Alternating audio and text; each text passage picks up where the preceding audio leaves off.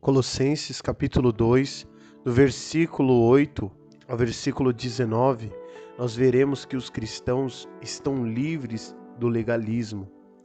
Versículo 8 diz assim, tendo cuidado para que ninguém vos faça presa sua por meio de filosofias e vãs sutilezas, segundo a tradição dos homens, segundo os rudimentos do mundo e não segundo Cristo.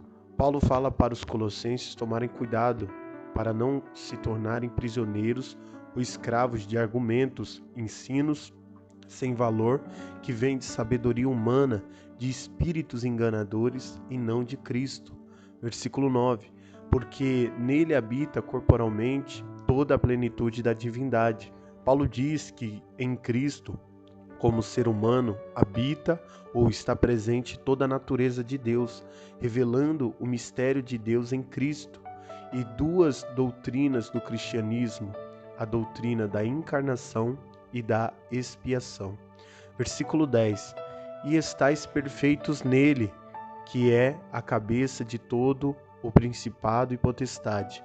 Paulo diz que, por estarem unidos com Cristo, estão aperfeiçoados, porque Cristo é o Criador de todo o poder e autoridade. Versículo 11: no qual também estáis circuncidados com a circuncisão não feita por mão no despojo do corpo dos pecados da carne, pela circuncisão de Cristo. Literalmente, em Cristo fomos circuncidados não pela incisão na carne, mas pela circuncisão de Cristo, quando se despiram do corpo dos pecados da carne. Cristo foi circuncidado e cumpriu toda a lei, para que se tornasse mediador entre Deus e o homem. É por isso que agora, por meio de Cristo, fomos libertos de toda observância da lei de Moisés e remidos pelo sacrifício de Cristo na cruz do Calvário. Versículo 12: sepultados com ele no batismo, nele também ressuscitaste pela fé, no poder de Deus que o ressuscitou dentre os mortos. Paulo fala que quando eles foram batizados, eles morreram com Cristo, e no batismo também ressuscitaram com Cristo pela fé que há no poder de Deus. Versículo 13: e quando vós estáveis mortos nos pecados e na incircuncisão da vossa carne, vos vivificou juntamente com ele, perdoando-vos todas as suas ofensas.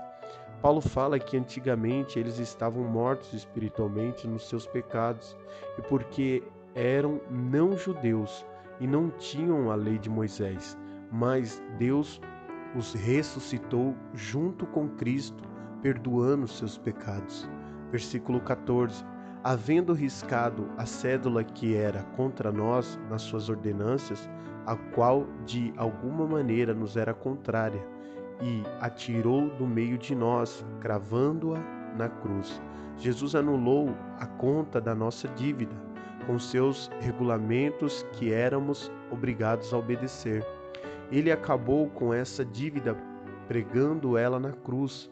Jesus tirou a lei de Moisés de nós, pregando ela na cruz, para que não tenhamos de permanecer debaixo da sua maldição e pena de morte eterna. Jesus, ele cumpriu toda a lei no nosso lugar, cravando ela na cruz e anulando o poder dela sobre a nossa vida, se tornando um único mediador entre Deus e os homens. Versículo 15: e despojando os principados e potestades, os expôs publicamente e deles triunfou em si mesmo. Foi na cruz que Jesus, ele despojou, desarmou Satanás e suas potestades, tirando o poder que tinham de condenar e matar os homens. Jesus humilhou esses poderes publicamente, levando-os prisioneiros no seu desfile de vitória. Versículo 16: portanto, ninguém vos julgue pelo comer ou pelo beber, ou por causa dos dias de festa, ou da lua nova ou dos sábados. Paulo orienta os colossenses a não permitirem que ninguém obrigue ou julgue eles o que comer, o que beber, que feriados guardar, que festas da lua guardar, que sábados observar, porque eles já foram libertos por Cristo da observância da lei de Moisés, e eles deviam viver agora na nova aliança em Cristo Jesus. Versículo 17. Que são sombra das coisas futuras, mas o corpo é de Cristo.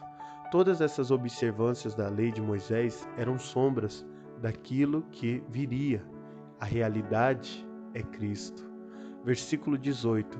Ninguém vos domine a seu árbitro, com pretexto de humildade e culto dos anjos, envolvendo-se em coisas que não viu, estando em vão inchado na sua carnal compreensão. Paulo ele fala aos Colossenses: não deixe que ninguém vos humilhe ou até desqualifique, se achando melhor que vocês, com uma falsa espiritualidade, porque dizem ter visões, carregam uma falsa humildade e cultuam os anjos. O culto deles se baseia em visões e anjos.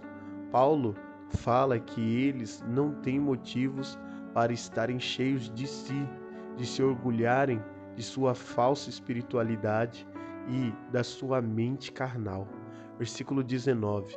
E não ligado à cabeça, da qual todo o corpo provido e organizado pelas juntas e ligaduras vai crescendo em aumento de Deus. Essas pessoas com uma falsa espiritualidade não estão ligados a Cristo, que é o cabeça da igreja, de quem todo membro depende para viver e ser nutrido, tendo o crescimento como Deus quer que ele cresça. A igreja só pode crescer na vontade de Deus se todos os membros estiverem unidos, ligados a Cristo, que é o cabeça do corpo.